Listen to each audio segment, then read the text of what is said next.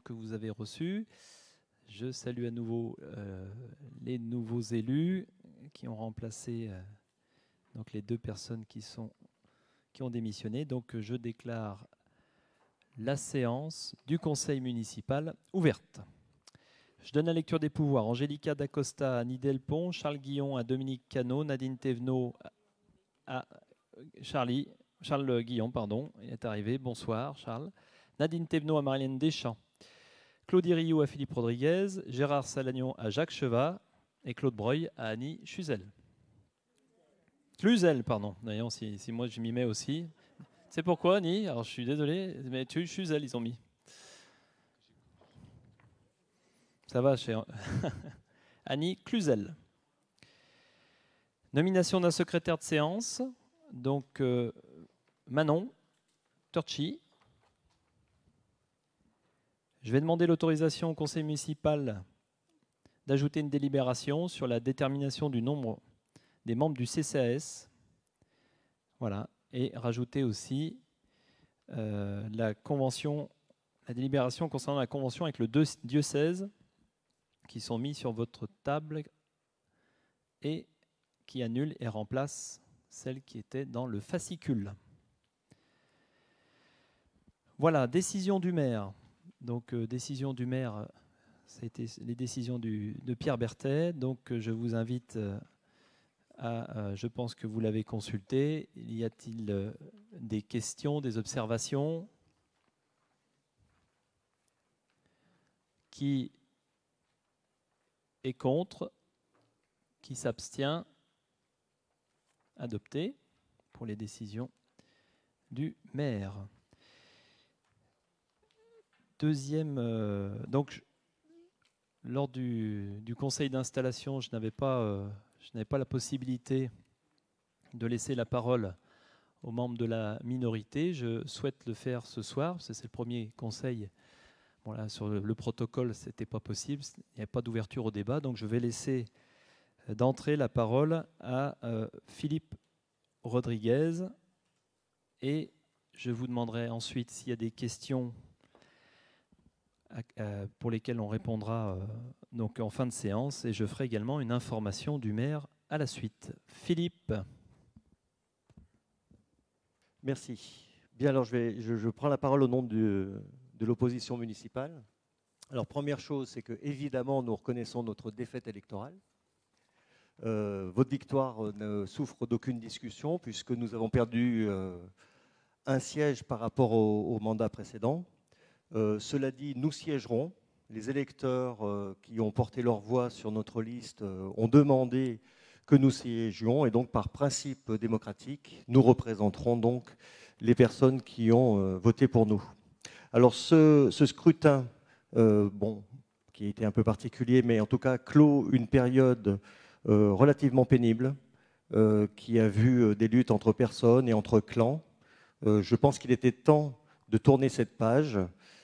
Simplement, je voudrais, avant de tourner complètement cette page, rendre hommage à 2 hommes, 2 élus qui ont donné du temps et de leur énergie à Belay à ses habitants et sans rien attendre. Tout d'abord, le maire sortant, Pierre Berthet, qui a géré comme il a pu et comme tout le monde aurait pu le faire ou essayer de le faire, cette crise sanitaire que nous avons passée. Et puis, j'aimerais rendre hommage à mon ami Alain Pascalin, qui, à lui seul, symbolise toute la noblesse de l'engagement politique, sans rien attendre et en donnant aux autres. Donc le mandat qui vient de s'achever, pour différentes raisons, on ne va pas y revenir dessus, a été marqué par un certain immobilisme. Et donc nous espérons, en tant qu'opposition, que désormais cet immobilisme appartient au passé. Nous avons nos convictions, nous les avons défendues pendant la campagne électorale, vous avez les vôtres, vous les avez également défendues. La démocratie, c'est le débat contradictoire, donc nous débattrons avec vous au cours des conseils municipaux et dans les commissions. Nous nous engageons à être une opposition constructive et nous ferons des propositions. Et nous espérons vous convaincre d'appliquer un certain nombre de mesures qui, pour nous, sont essentielles. Ça fera partie du débat. Par exemple, plusieurs exemples, nous croyons en une vraie politique municipale du social, avec un CCAS fort et un centre social municipal et non confié à une association. par exemple. C'est la même chose pour la gestion de l'eau. Alors nous savons que l'eau va passer à la CCBS, mais nous espérons que Belay sera le fer de lance pour défendre une régie et une gestion déconcentrée au niveau de la Comcom. Nous pensons aussi que la transition écologique est désormais indispensable et qu'on ne peut plus attendre. Alors, nous nous réjouissons de ce qu'une commission environnement soit créée. Alors évidemment, l'environnement et l'écologie, ce n'est pas tout à fait la même chose. On aurait préféré que ce soit une commission sur l'écologie, mais nous y travaillerons et nous espérons que les dossiers importants municipaux, par exemple les dossiers de l'Urba, les travaux, passeront par cette commission pour que justement il y ait un aspect environnemental sur tous ces dossiers. Voilà, donc je n'en ajouterai pas plus, simplement je voudrais remercier Monsieur le maire de m'avoir laissé la parole. Merci Philippe. Alors effectivement, tu évoques une commission qui s'appelle Environnement. Alors je n'ai pas voulu la mettre à rallonge, mais évidemment le développement durable sera pleinement fera partie de cette commission. Merci de ton intervention pour Pierre Berthet, d'ailleurs que j'ai eu aujourd'hui. Et je salue Alain Pascalin qui est aussi dans la salle, avec qui même si on a eu des fois quelques débats houleux, je pense qu'on a pu aussi à des moments faire progresser la collectivité. Donc, est-ce qu'il y a des questions ?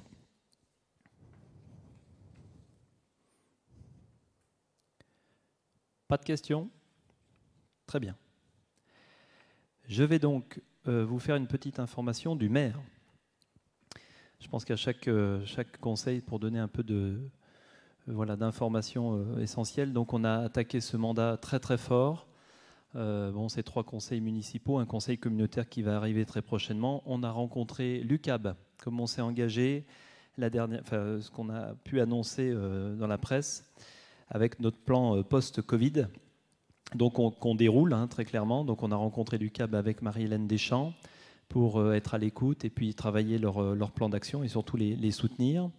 On a rencontré le secteur non marchand au niveau du marché de Belay. Voilà, c'est des gens qui font vivre le marché, qui aiment venir dans notre ville, et je pense que c'était important d'aller les rencontrer. On y retournera parce qu'on n'a pas pu tout faire. Il y a eu quelques attentes, donc on va y répondre, parce qu'on est tous contents de venir sur le marché de Belay, mais il faut le renforcer, le conforter.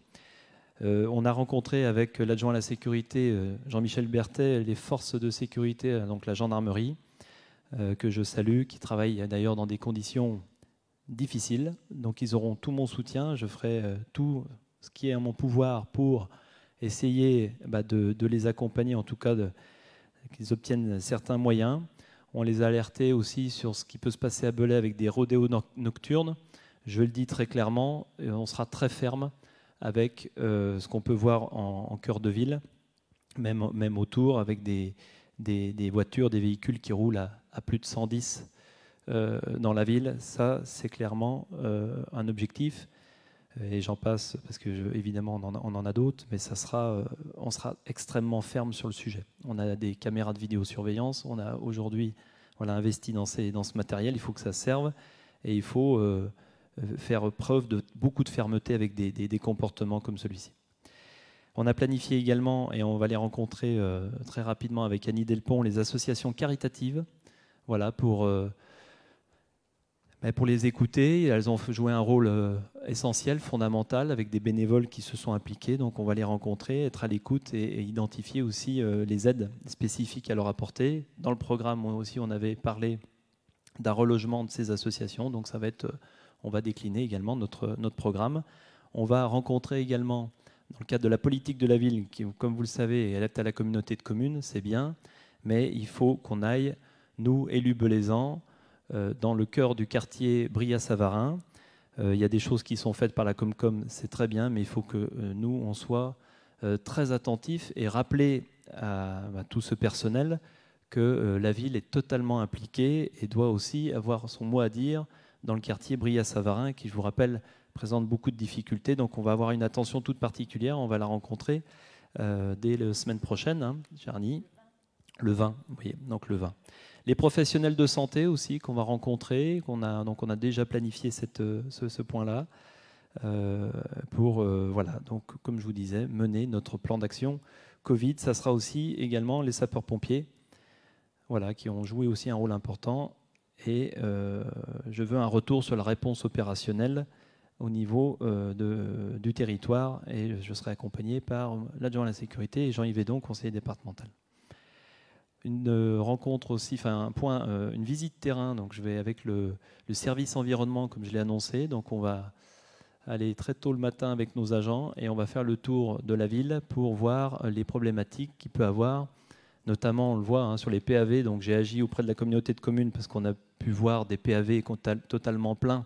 Donc voilà, le problème de faire tourner ces camions. Donc là aussi, il faut qu'on se rapproche de nos services, qu'on identifie les problématiques, et à un moment, il ne faut pas que ça devienne récurrent de voir à la fois les PAV pleins ou une ville où on a des problèmes d'insalubrité, bien que ça reste très à la marge. Un autre point extrêmement important, on a voulu agir très vite, et je remercie l'ensemble du Conseil, en tout cas de l'équipe majoritaire, qui m'a suivi sur ce point, c'est la convention avec le diocèse. Richard Bénistan apportera des réponses très précises. On a voulu sécuriser nos associations. Vous le savez, j'ai toujours œuvré dans ce sens pour leur apporter un maximum de sécurité et de garantie, notamment sur la maison Saint-Anthelme. Au lieu de voir une convention qui va aller jusqu'à fin d'année, on s'est donné du champ. Donc cette convention ira jusqu'à fin d'année 2021. Ça veut dire que les associations sont sécurisées jusqu'à fin d'année 2021, ce qui nous permettra d'enfin engager une véritable réflexion sur la maison Saint-Anthelme et nous permettre aussi de soit conforter ce lieu ou identifier un autre lieu, puisqu'on aura beaucoup d'opportunités avec les différents événements et projets qui vont arriver au niveau de Belay. Donc voilà, je voulais l'annoncer. Au lieu d'avoir une convention comme vous aviez eu au départ dans les feuillets jusqu'à fin d'année 2020, ça sera jusqu'au 31/12/2021. Je voulais vous donner le bilan des mesures prises suite à la crise du Covid. Donc la totale des pertes estimées pour la commune suite à cette crise sanitaire s'élève à 263 900 €. Donc presque 300 KE ou pas loin. Donc ça, je voulais informer donc les Belaisans. Qu'est-ce qui a été pris comme mesure?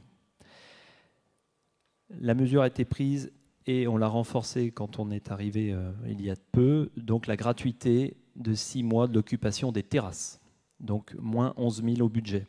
La gratuité d'1 heure du droit de stationnement, moins 12 000. Ça va dans le sens de l'aide aux commerçants qu'on avait annoncé. La facturation partielle du 3e trimestre aussi au niveau de la culture, au niveau du conservatoire de musique, ce qui équivaut à moins 26 000 €. Donc voilà, on a aussi accompagné les familles dans ce sens-là. Les recettes non perçues. Donc je le répète, les recettes non perçues, donc la non-facturation du marché du samedi matin, c'est moins 18 000 €. L'absence des 18 semaines du marché aux puces, c'est moins 7 200. La recette périscolaire, c'est moins 24 000. La recette du multi-accueil et jardin d'enfants, c'est moins 35 000. Les droits de mutation, il y a eu un impact aussi, c'est moins 78 000. Et les taxes sur l'électricité, moins 22 000. Vous voyez, donc on enchaîne. Il y a eu un réel impact et en tout cas, ça me semblait important d'informer les Belaisans. Je rajoute les dépenses nouvelles, les produits d'entretien, l'achat des masques et les protections diverses. Donc c'est produits d'entretien 8 000, achat des masques 10 000 et 12 000 pour les protections des agents. Voilà, donc c'est une dépense. Il y a aussi un engagement de notre part et qui ira encore certainement plus loin suite aux différentes rencontres qu'on aura aussi avec les acteurs que j'ai pu citer. Voilà ce que je voulais vous annoncer ce soir. On est sur le terrain, on est actif, on avance, on déroule le programme. Le débat, donc on va attaquer sur le point 1, les créations des commissions municipales. Ça, c'est ici. Création des commissions municipales. Donc je vous informe de ces commissions, donc je les cite, environnement, enfin vous les avez sous les yeux, mais je les cite quand même. Environnement et nouvelles technologies, scolaire, jeunesse, population et vie de quartier, finances et ressources humaines, urbanisme, commerce, foire et marché, sport, sécurité, travaux, transport, social, famille et logement, culture, patrimoine, rayonnement. Chacune sera composée de 6 élus de la majorité et de 2 de la minorité. Comme je l'ai annoncé dès mon élection, je souhaite que la minorité soit présente sur l'ensemble de ces commissions et aussi pour d'autres organismes, mais on en parlera. Donc ça fait donc, chacune sera composée de 6 élus, oui. La majorité, 5. Oui, c'est 5. Non, mais 6 parce qu'on avait mis le... je pense qu'il y a l'adjoint, c'est pour ça. Parce qu'il y a l'adjoint. Voilà, donc je vous invite à passer au vote. Qui est pour? Non, pardon, qui est contre? Je vais prendre l'habitude, vous allez voir. Qui s'abstient? Adopté. À l'unanimité. Indemnité des élus.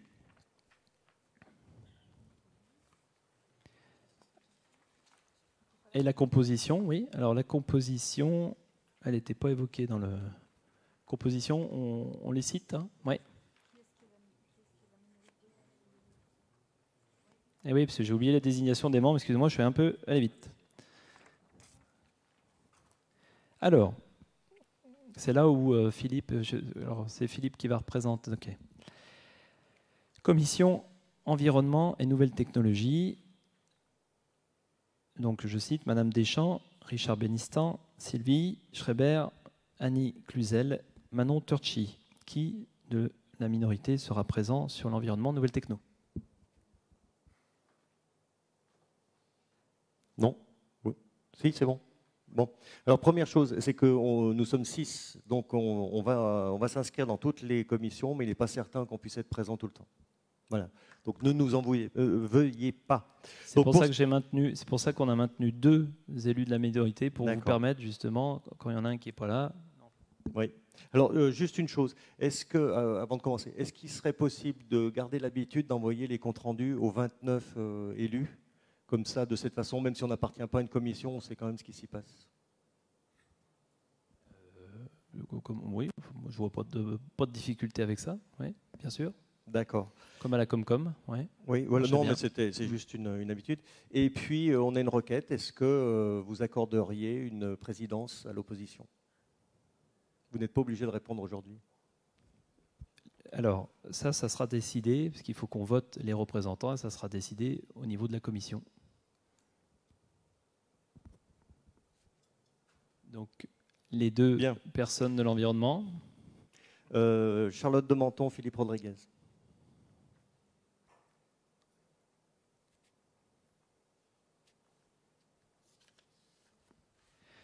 Commission scolaire jeunesse. Sophie Elazouzi, qui sera seule. Sophie qui sera seule. Donc je vais citer donc Sophie. Donc on a Coco Undimba, Anaïs Boutmi, Manon Turchi, Annie Delpont, Olivier Gondard. Bon, vous les avez sous les yeux, hein, je crois. Oui. Hein, bon, alors on va faire peut-être plus vite. Finances, ressources humaines. Oui. Autre question, pardon. Est-ce que les commissions sont ouvertes à des personnes qui n'appartiennent pas à la commission qui sont élues? Non, elles sont fermées. C'est commission municipale. D'accord. Donc, finances, ressources humaines. Jacques Chevat, Philippe Rodriguez.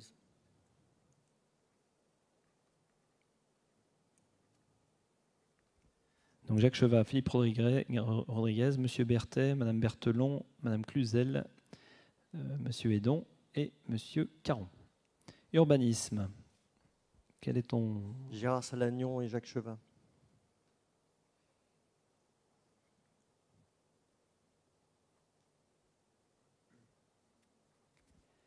Donc, on aura Dominique Cano, Charles Guillon, Olivier Gondard, Virginie Berthelon, Claude Breuil, Jacques Chevat et Gérard Salagnon.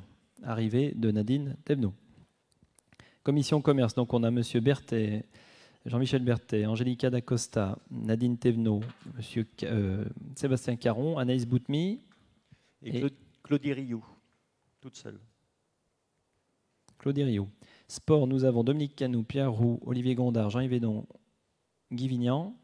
Alors, comme il y avait que des hommes, Claudie Rioux et Sophie Elazouzi.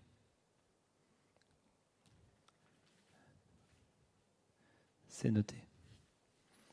Sécurité, M. Guillon, Mme Boutmy, M. Bengraï.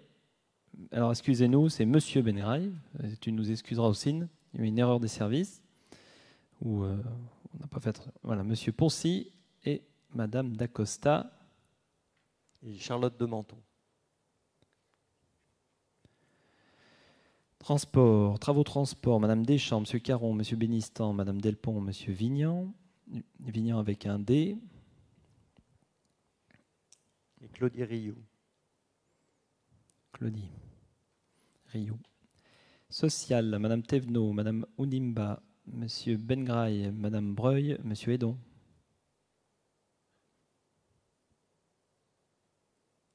Social. Sophie Elazouzi, Philippe Rodriguez.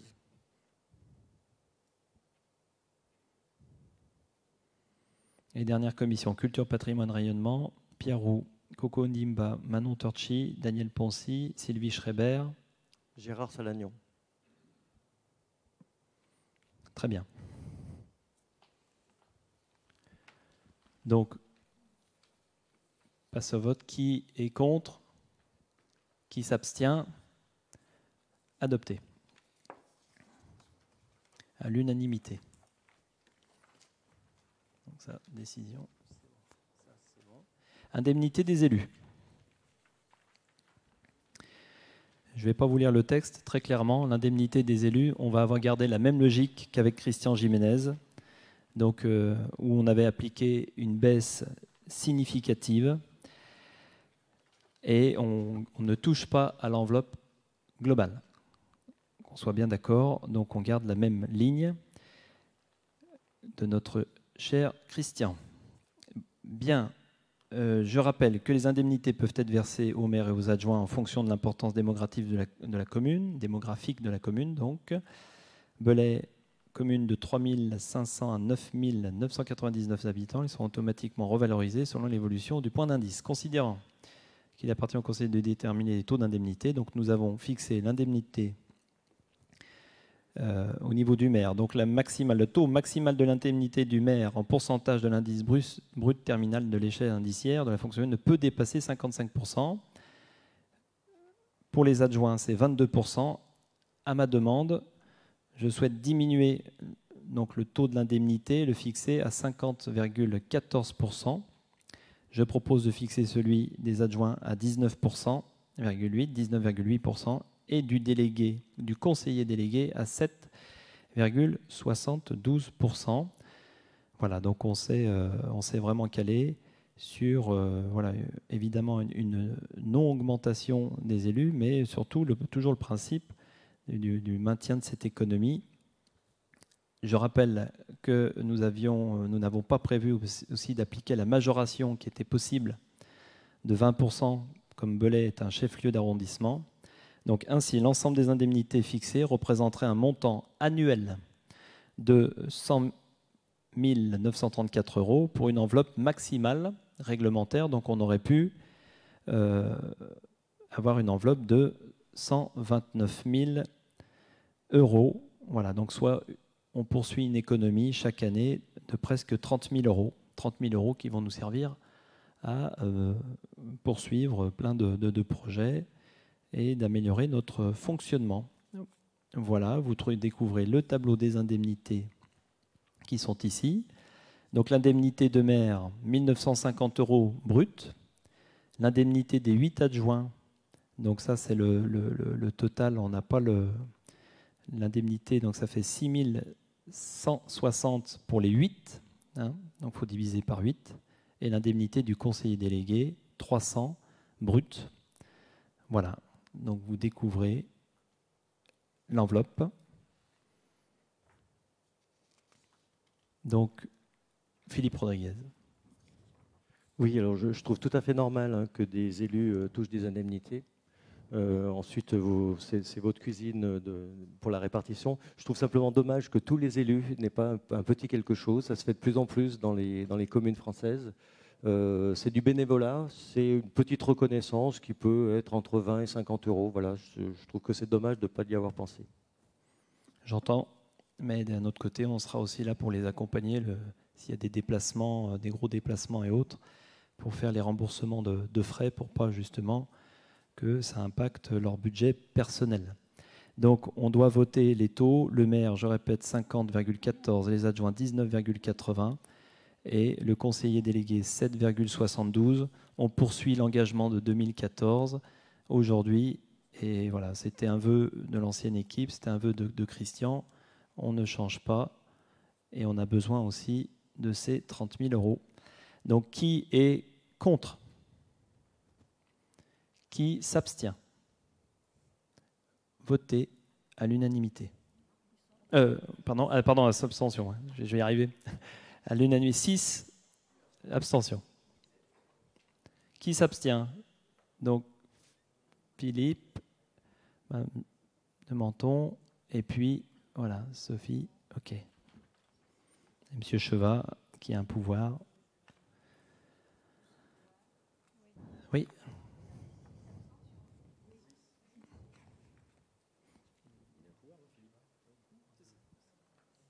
Perdu. Très bien, indemnité des élus, c'est fait. On va donc attaquer donc sur la partie ONF. Donc c'est le programme d'action donc de la forêt communale de Belay, donc pour l'Office national des forêts. Donc je vous informe des différents travaux qui sont réalisés par l'ONF. Travaux d'entretien touristique, voilà, un montant de 7 000 euros. Travaux sylvicoles de 2 000 euros. Travaux de maintenance 2 300. Travaux d'exploitation, cubage de bois 11 000 euros. Voilà, est-ce qu'il y a des questions, des observations? Je passe au vote. Qui est contre? Qui s'abstient? Voté à l'unanimité. La convention groupement de commandes entre la ville de Belay et le CCAS, marché de services de télécommunications.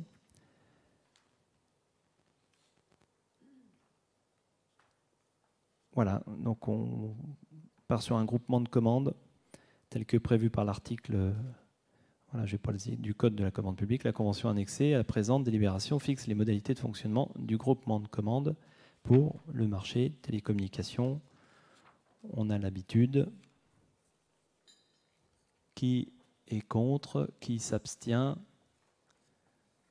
Voté à l'unanimité. Et je laisse désormais la parole à notre adjoint aux finances, Richard Bénistan.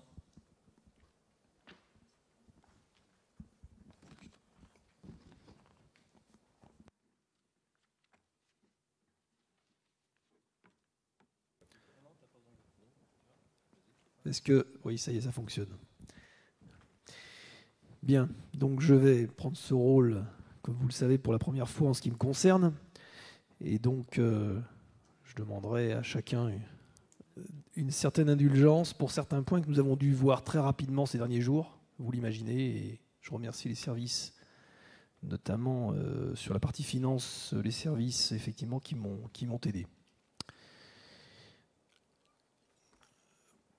Donc, premier point, concernant les taux de la fiscalité. Donc, vous saviez qu'on avait un engagement dans ce domaine et, comme vous le voyez, il a été décidé donc de ne pas toucher à ces taux d'imposition pour l'année 2020, en dépit du fait qu'on n'ait pas tous les arbitrages d'orientation budgétaire. On prend le parti de ne pas les augmenter, comme ça a été indiqué durant la campagne. Qui est contre? Qui s'abstient? Donc adopté à l'unanimité. Ensuite, nous avons une résolution, plusieurs résolutions successives concernant l'affectation des résultats 2019 du budget communal et des budgets annexes. Budget communal, il est donc proposé d'adopter la répartition suivante, la somme de 1 million d'euros au compte de réserve et de reporter en fonctionnement le solde de 488 514, donc sur un excédent global de fonctionnement 2019 d'1 488 514. Qui est contre? Qui s'abstient? Adopté. Excusez-moi, on oui. ne pourrait pas voter grouper les affectations? Si, bien volontiers. Oui, merci. Bien volontiers. D'autant plus qu'effectivement, tous les budgets, tous les comptes administratifs font ressortir des excédents en 2019. Donc effectivement, si on peut adopter globalement l'ensemble de ces résolutions. Donc qui est contre? On les lit. On les présente quand même. On les présente quand même. Bon. Merci. Non, mais excusez-moi, hein, c'est un exercice. Donc pour le budget régie autonome de l'eau potable, il est proposé d'affecter la somme de 200 000 € pour couvrir les déficits des restes à réaliser et le financement d'investissement de l'exercice en cours au compte de réserve et de reporter en fonctionnement l'excédent 665 023 €. Pour le budget régie autonome de l'assainissement de Belay, il est proposé de reporter en fonctionnement la totalité de l'excédent 2019, soit 649 650 €. Pour le budget annexe réseau Chaleur-Bois, il est proposé d'amputer la somme de 247 000 pour couvrir en partie le déficit d'investissement et de reporter en fonctionnement un excédent de 0. Donc tout passe pour couvrir le déficit d'investissement en 2020.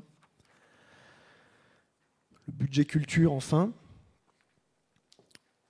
Pas d'affectation de résultats pour la section d'investissement de l'exercice en cours 2020 et reporter en fonctionnement la totalité de l'excédent 2019, soit 176 559 €.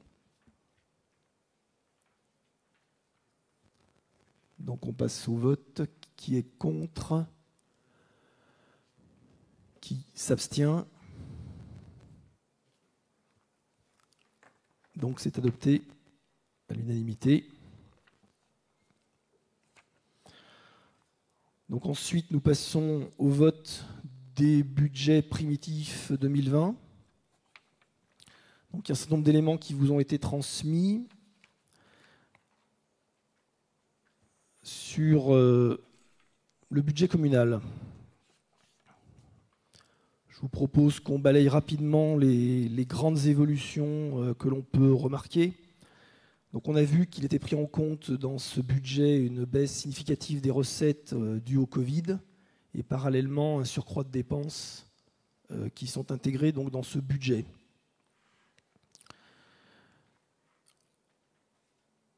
Il y a plusieurs éléments peut-être à souligner. Donc sur les charges peut-être de personnel qui sont une partie importante du budget. 3 773 697 sont prévus au budget de fonctionnement. Le budget primitif 2019 à 3 739 000 est un élément. On peut peut-être aussi noter qu'on a fini l'exercice 2019 au compte administratif à 3 622 000. La progression, si on essaie de schématiser rapidement au niveau du budget 2020, on notera effectivement l'arrivée qui est donc programmée d'un DGS en année pleine sur 2020, ce n'était pas le cas en 2019, de l'arrivée ou la prise de poste d'une juriste aussi en année pleine à temps plein sur 2020, ce n'était pas tout à fait le cas en 2019. En revanche, l'adjoint technique a été présent toute l'année 2019, si on essaye de voir les successions de postes, alors que les choses sont en cours actuellement de recrutement. Donc là, on a un léger surcoût sur le budget une légère économie sur le budget 2020, pardon. Donc quand on cumule ces impacts-là, on est de l'ordre de 15 000 €. Ensuite, vous rajoutez environ 86 000 € de revalorisation du point du CET, du CIA, les déroulements de carrière. Vous arrivez à un peu plus de 100 000 € d'impact par rapport à 2019.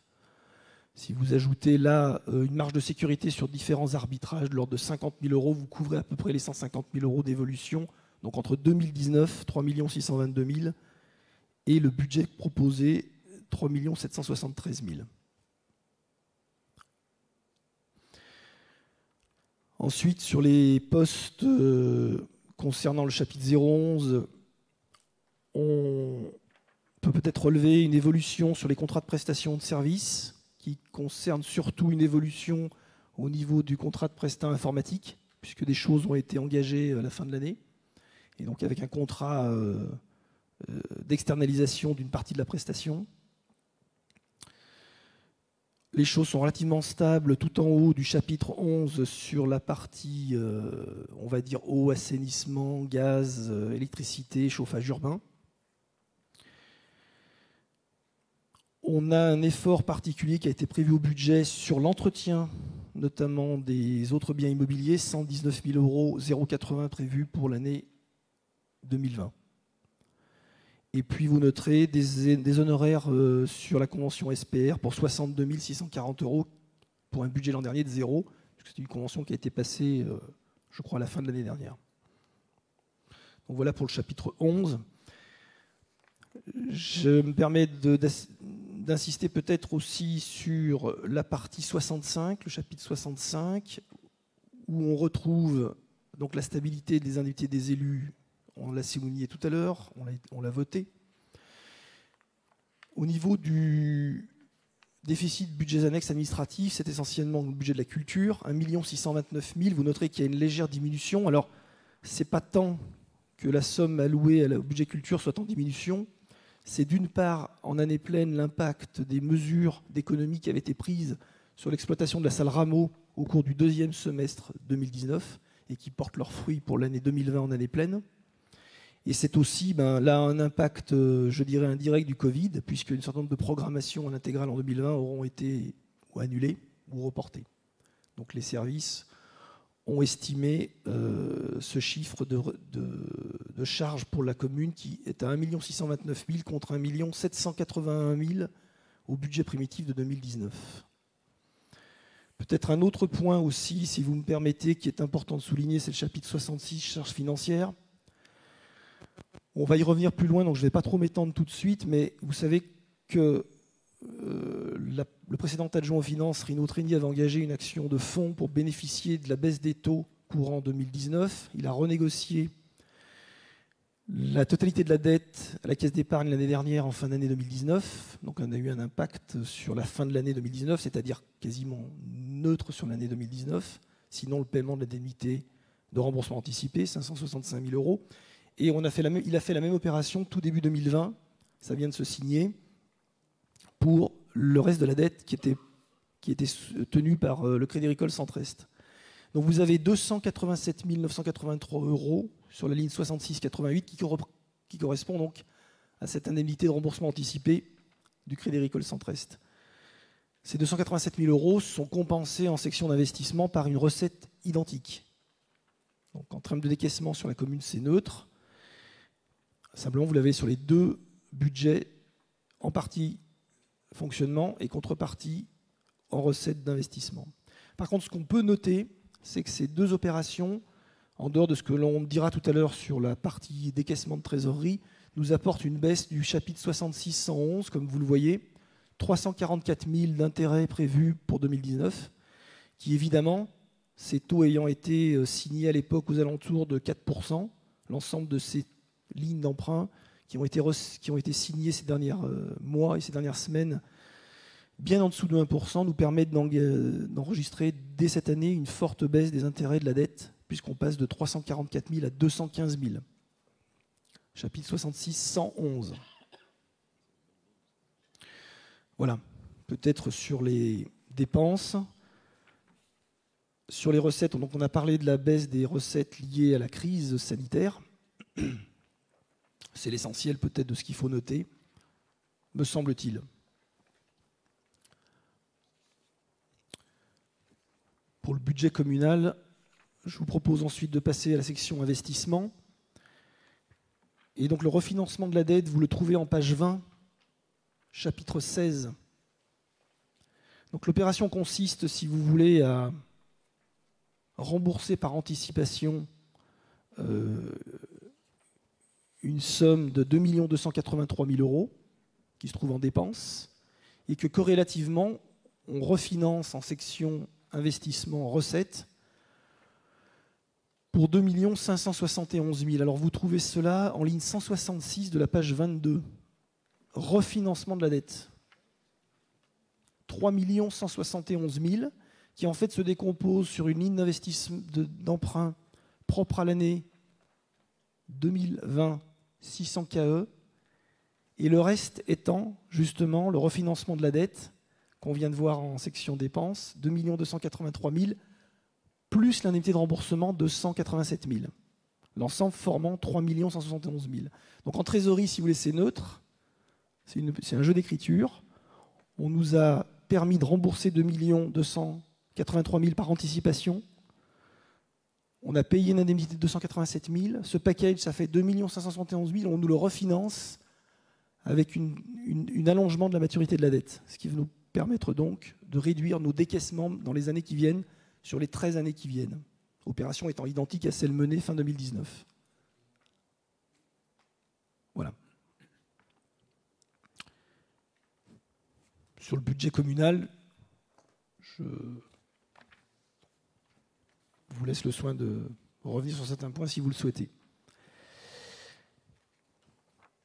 Donc, on passe au vote. S'il y a des questions, pardon. Une question, page 20, sur les dépenses imprévues qui passent de 111 989 à 437 000, soit plus 291%. De quoi s'agit-il? C'est essentiellement les dépenses liées au Covid, effectivement, qui sont aussi intégrées là, en se laissant une marge de manœuvre. Vous savez qu'on ne sait pas, on sait qu'on nous demande, au niveau des autorités nationales, si jamais il y avait une seconde vague, d'être prêts.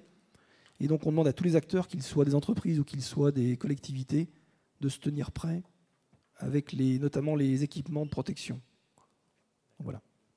Et puis il y a du matériel de transport à 126 000 €. Oui, alors là, je n'ai pas le détail, je suis désolé, M. Rodriguez. Je ne pourrais pas vous répondre dans le détail. Je pense que il s'agit de choses qu'ils ont estimées. Là, je ne suis pas rentré dans le détail. Je n'ai pas les éléments de réponse. D'accord. Et enfin, dernière chose, études et recherches à 62 000. Oui, donc ça, c'est la convention SPR qui touche le patrimoine, qui a donc été adoptée l'an dernier, la signature, et le décaissement intervient cette année. Est-ce qu'il y a d'autres questions? Pardon, juste simplement pour nous, on va s'abstenir sur ce budget. On sait que c'est un budget assez particulier, puisque il est voté maintenant, il a été préparé pendant le Covid, il va se terminer en fin d'année. On n'a pas toutes les réponses parce que évidemment les commissions n'ont pas pu se réunir. Donc on voit bien que il est important de voter ce budget effectivement. On verra le réaliser plus tard. Donc on va s'abstenir là pour cette fois. Donc on passe au vote. Alors attends, j'avais juste une précision, Philippe. Je pensais que c'était la balayeuse, mais elle avait été achetée. Donc c'est le Merlot, le 126 000. Matériel de manutention. Merlot, voilà, pour répondre à ta question. Et puis c'est vrai que je partage, les commissions restent essentielles justement pour poser toutes ces questions. Pardon. Non, je comprends. Donc au vote, qui est contre ce budget? Donc qui s'abstient? Donc 6 aussi. Donc c'est adopté à la majorité. Merci. Je vous propose que sur peut-être les budgets annexes, on aille un petit peu plus vite.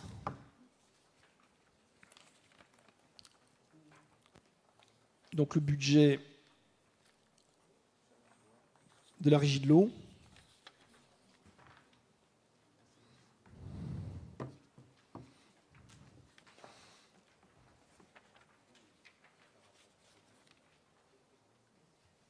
Donc avec l'inscription en réserve des 200 000, comme on l'a vu tout à l'heure, et le solde de 199 000 du résultat antérieur,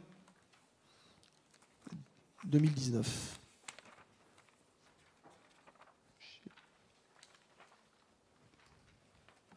Est-ce que vous souhaitez avoir des éléments d'information plus particuliers? Pour être honnête, donc je suis moi allé directement surtout à l'analyse du budget communal. au niveau du budget global. Mais on peut répondre s'il y a des questions. Juste une petite précision. Je suppose que la baisse des charges à caractère général, c'est lié au fait que les spectacles ont dû être reportés ou annulés. Enfin, je suppose, moins 22%. La régie de l'eau. Ah oui, je suis régie de l'eau là.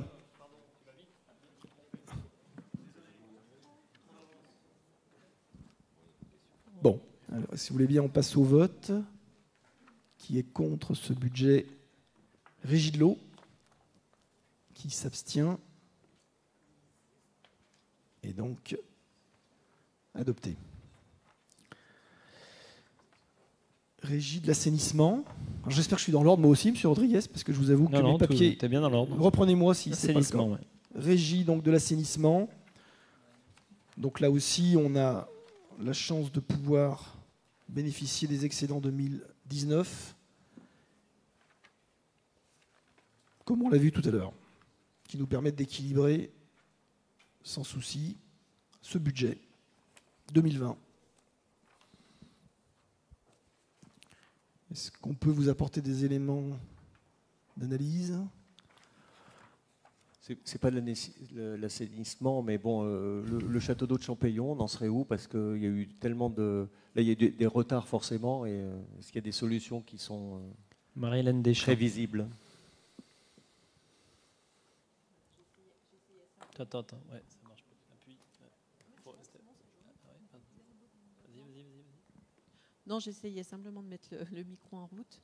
Donc au niveau du réservoir sur tour de Champéillon, donc on attendait que le nouveau conseil d'exploitation des régies soit mis en place pour analyser les résultats des offres des 4 lots qui ont été reçus il y a quelques semaines.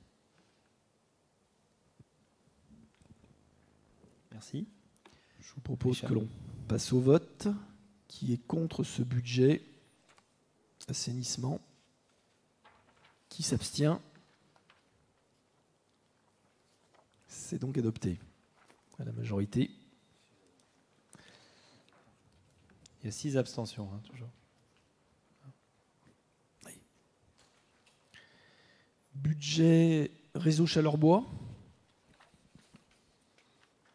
Donc de la même manière avec l'affectation en réserve des 247 000 issus de 2019.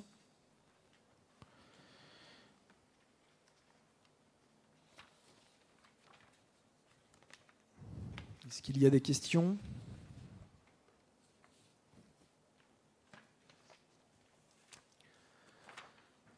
Je propose qu'on passe au vote. Donc qui est contre ce budget? Qui s'abstient? C'est adopté à l'unanimité.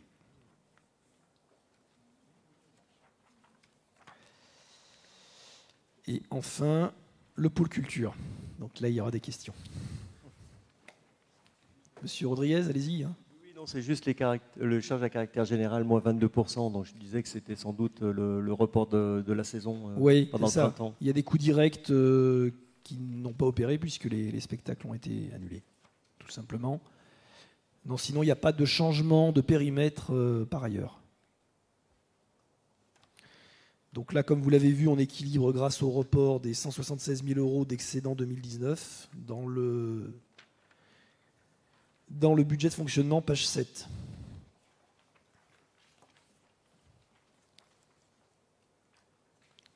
Je vous propose que nous passions au vote. Qui est contre ce budget culture? Qui s'abstient? C'est donc adopté à l'unanimité. Merci. Ensuite, poursuivons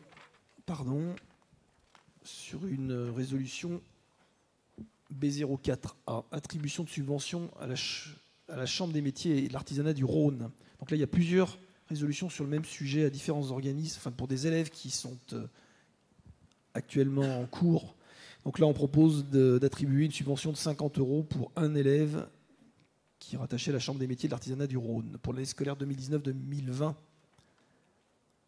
Qui est contre. Alors tout ça, ça résulte effectivement, toutes ces décisions qu'on va prendre, ça résulte d'une délibération du 14 mai 2018 qui les prévoyait pour ce qui concerne la commune de Belay. Qui est contre? Qui s'abstient? Adopté à l'unanimité. Donc, de la même manière, nous avons pour une subvention de 50 € à la MFR de Mozas pour un élève. Qui est contre? Qui s'abstient? Adopté à l'unanimité. De la même manière, mais pour 2 élèves cette fois, 2 jeunes qui sont en formation auprès du CFA BTP de l'Ain. Soit donc 100 € à engager. Qui est contre? Qui s'abstient? Adopté à l'unanimité. De la même manière, pour 5 jeunes qui suivent une formation auprès du centre consulaire formation professionnelle de l'Ain, on propose donc 250 € d'attribution de subvention. Qui est contre? Qui s'abstient? Adopté à l'unanimité. Ensuite, on revient, s'il vous plaît, à la gestion active de la dette. Donc, on en a parlé tout à l'heure. Il manque les sapeurs-pompiers. J'ai manqué. Ouh là là. J'espère qu'ils ne m'entendent pas. 50 €. Prochaine fois qu'il y aura le feu. Oui, ils iront pas chez toi. Donc, effectivement, vous savez qu'on a un partenariat aussi avec les jeunes de Belay qui suivent une formation auprès du centre de Culose, jeunes sapeurs-pompiers. Et pour 2019-2020, il y a 3 jeunes de la commune. Et là, il est proposé une subvention. Alors, il est sollicité une subvention de 80 € par jeune.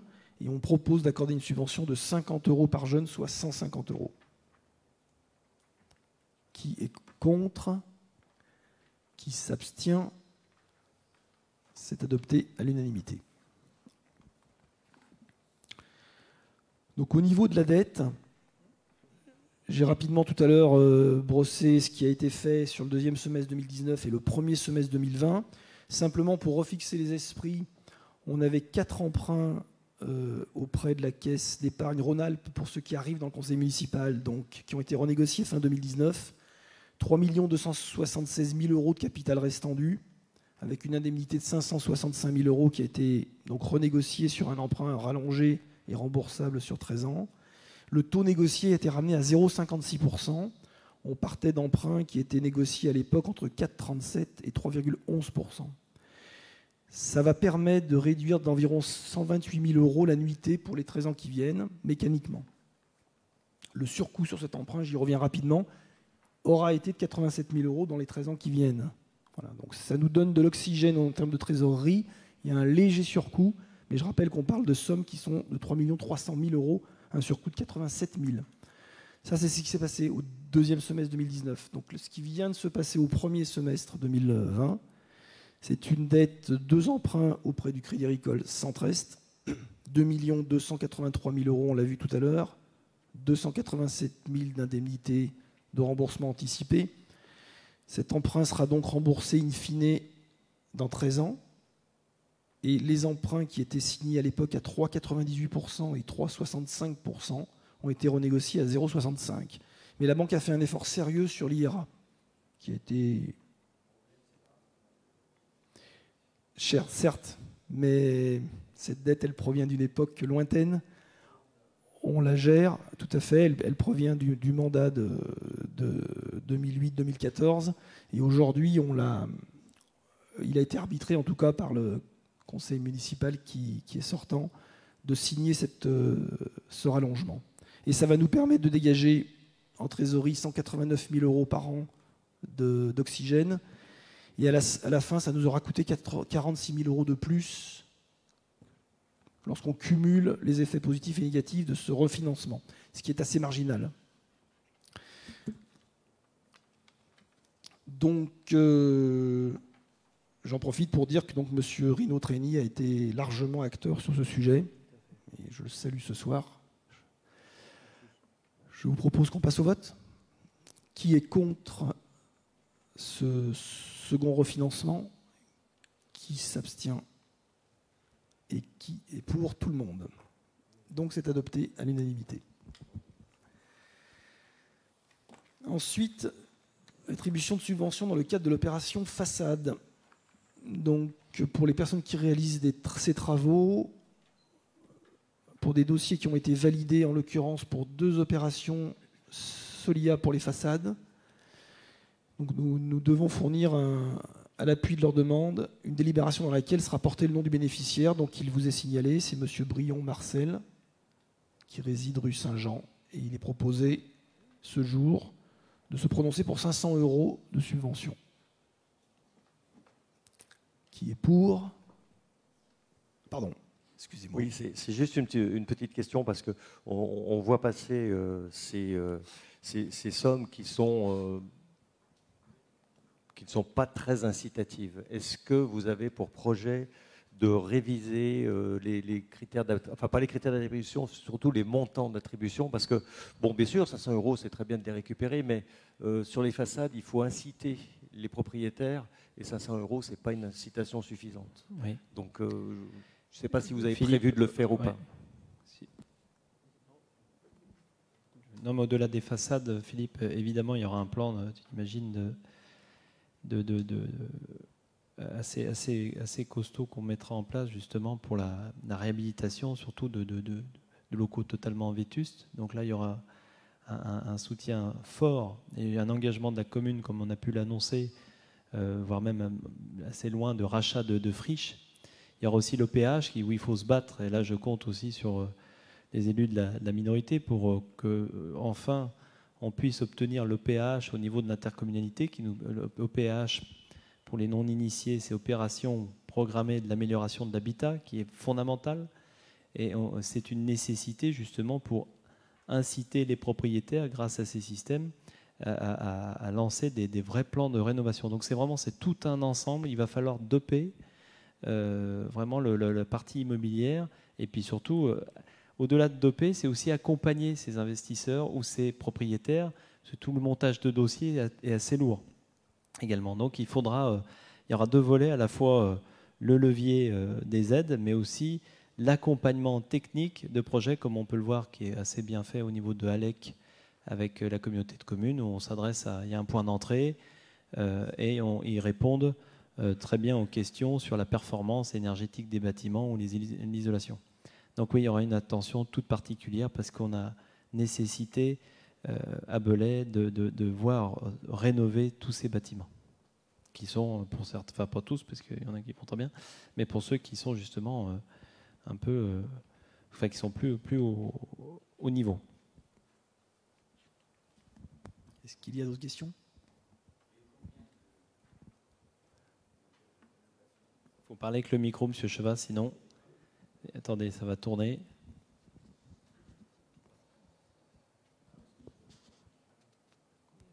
Non, je voulais savoir combien il y avait de dossiers l'année dernière sur les ravèlements de façade.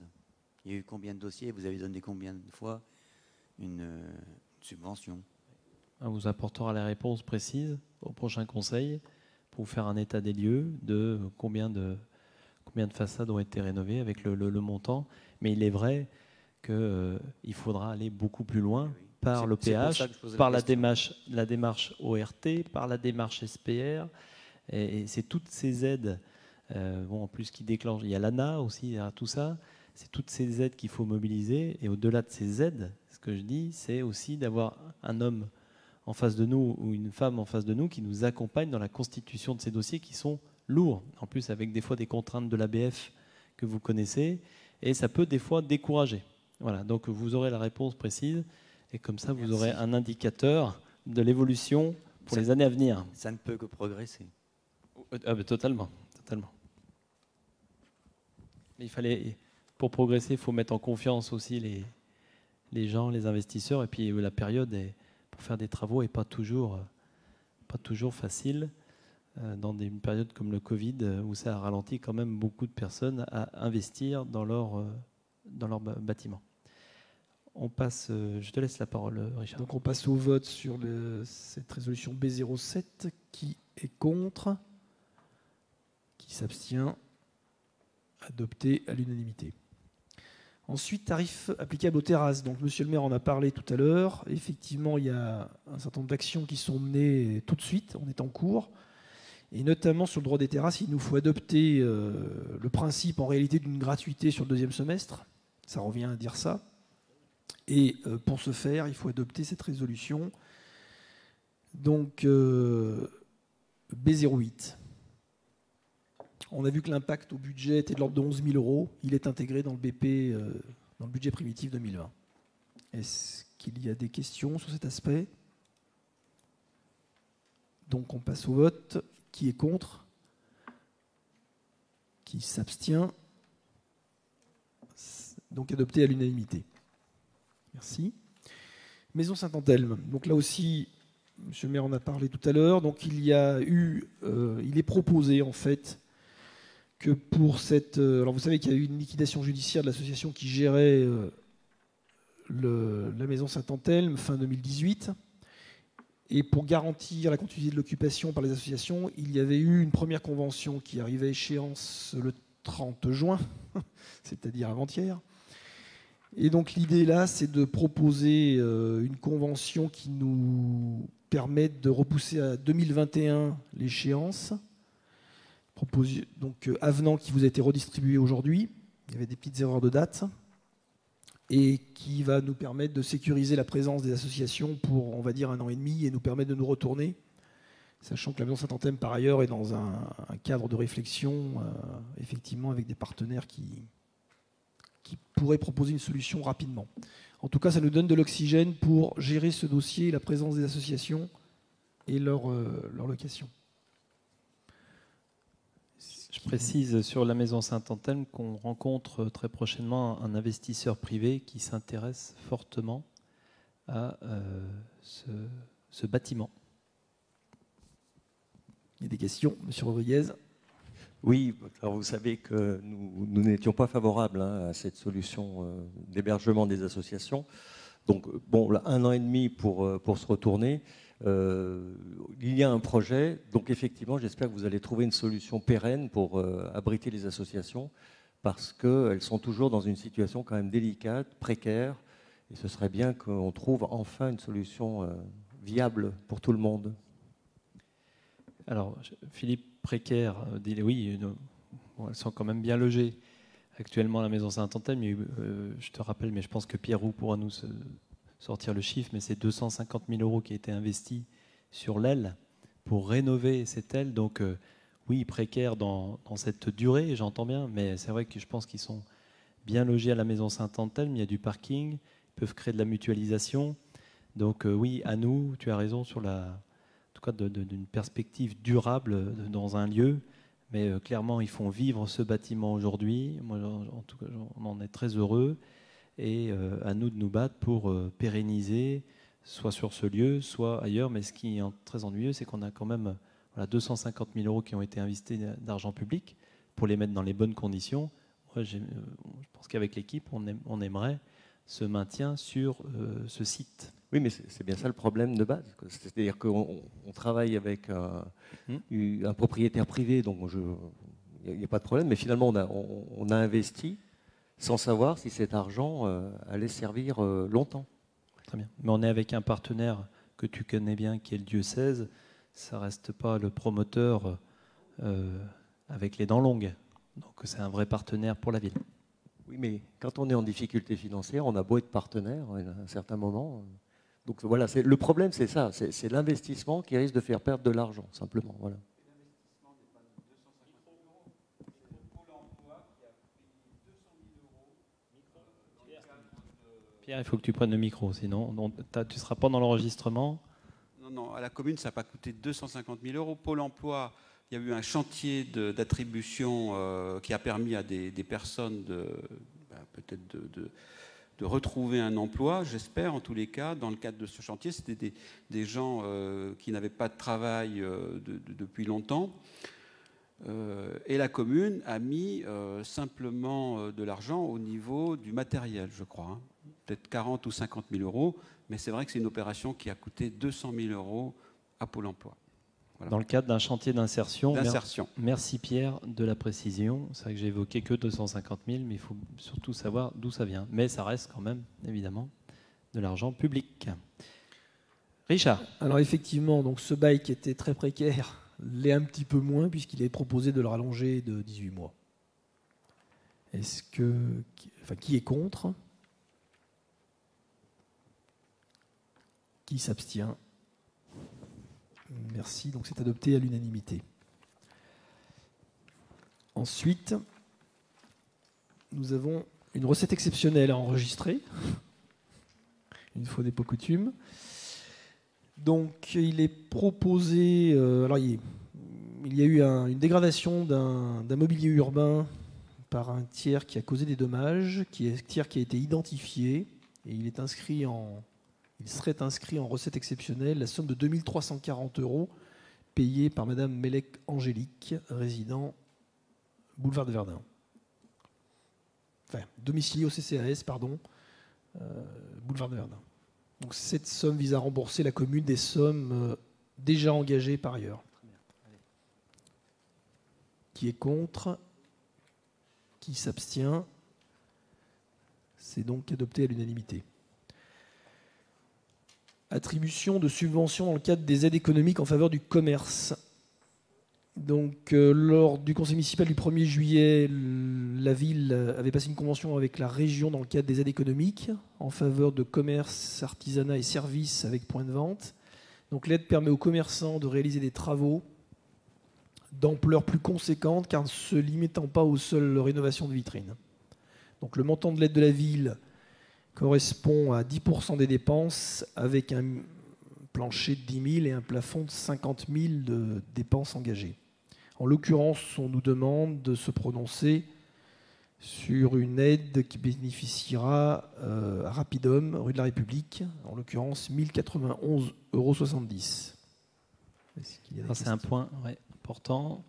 L'aide, je me permets Richard, l'aide au commerce, et je salue l'ancienne équipe qui s'était battue sur en tout cas la contractualisation avec la région, ce qui permet d'avoir des leviers pour ces commerçants qui investissent, qui croient en leur ville, en leur activité. On a pu le voir déjà avec une boucherie en plein milieu du cœur de ville, Grande Rue. Là, c'est Rapidum, donc c'est une bonne nouvelle et j'espère que les commerçants, malgré la période de Covid, pourront tout faire pour mobiliser cette aide contractée avec la région. Et si je peux ajouter, donc félicitations à ces entrepreneurs qui croient en Belay, comme tu dis.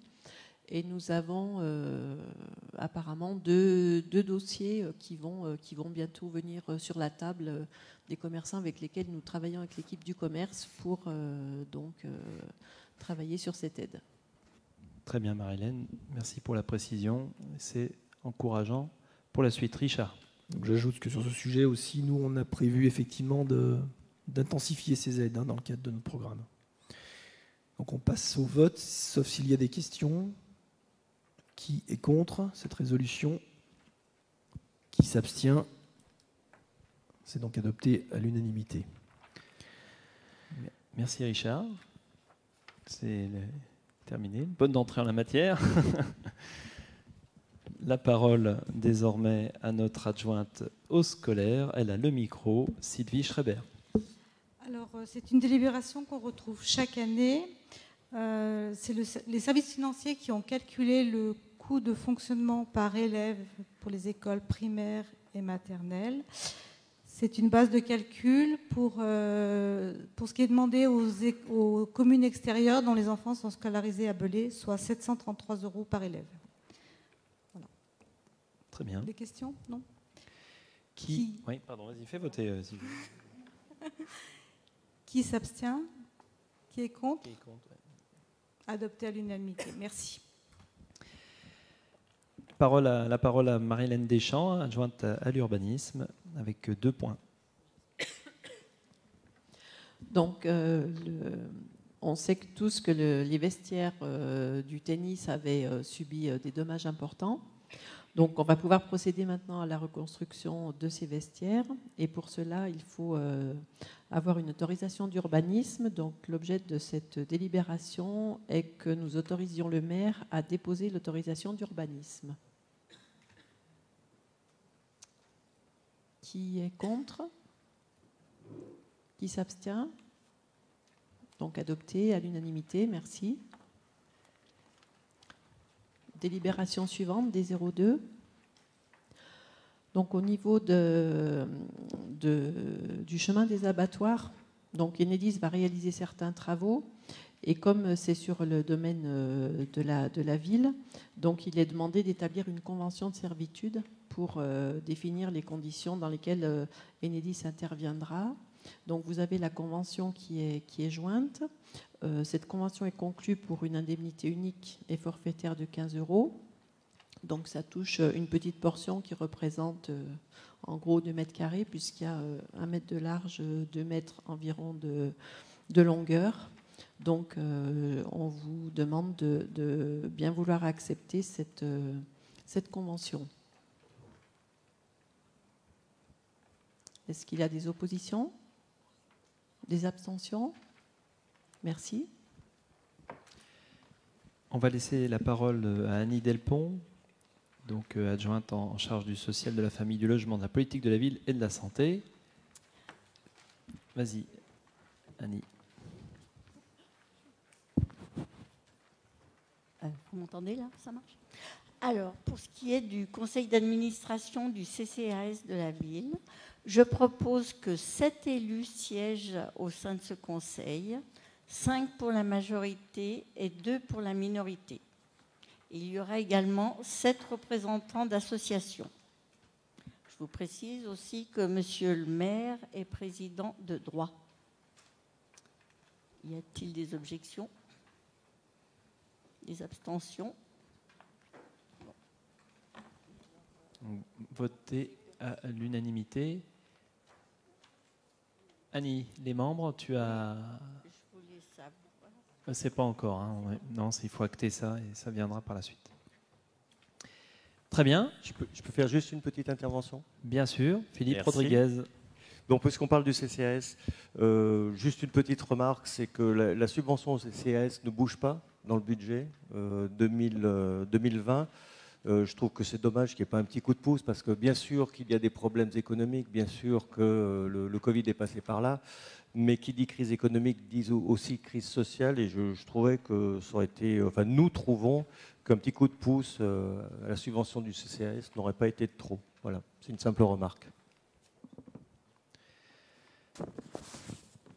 Ok.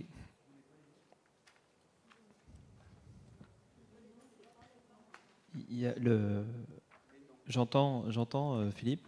Je rappelais simplement l'impact du Covid. Hein, tu l'as entendu tout à l'heure. Voilà, recettes multi-accueil et jardin d'enfants, c'est moins 35 000. Enfin voilà, c'est vrai qu'on a eu aussi des problèmes de recettes. Hein. Donc voilà, accorder les aides certes, mais il faut déjà absorber l'impact du Covid. Comme je l'ai dit tout à l'heure, c'est 263 000 € et sont intégrés dans ces 263 000 € évidemment l'activité du CCAS. On n'a pas pu récupérer des recettes et ça vient impacter forcément. Donc voilà, on va travailler avec la commission, le CCAS, Annie et les équipes, les représentants aussi, les personnes extérieures. Et voilà, faire un point. D'ailleurs, on aura un point très précis avec l'arrivée de la nouvelle directrice qui nous permettra de travailler cette politique sociale, où je demanderai chaque année aussi que le CCAS présente au conseil municipal l'activité, la politique sociale de la ville.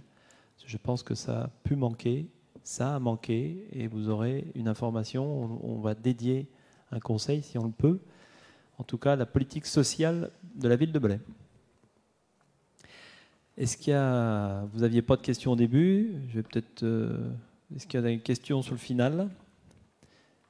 Mais écoutez, je vous remercie de votre présence. Je vous remercie également d'avoir patienté. Alors c'est vrai que c'est toujours un moment particulier avec le vote des sénatoriales. Je vous donne rendez-vous à nouveau. On ne va pas vous laisser partir en vacances. Donc le 20 juillet pour la deuxième partie.